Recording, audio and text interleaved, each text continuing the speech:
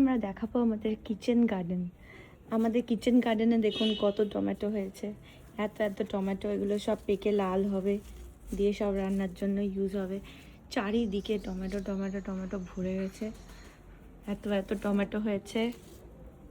এখানে আমাদের বেগুনও হয়েছে, এই যে বেগুন, আর এটা বেদানা গাছ। আচ্ছা, এখানে আমাদের হয়েছে ক্যাপসিকাম, বেশ অনেকগুলোই ধরেছে, তার মধ্যে এটা বড় হয়েছে, এই যে এটা বড় হয়েছে।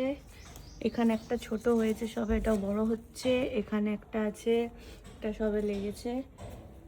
আর কি গাছ আছে? ওই যে পেয়ারা গাছ আছে। পেয়ারা গাছ কোনটা?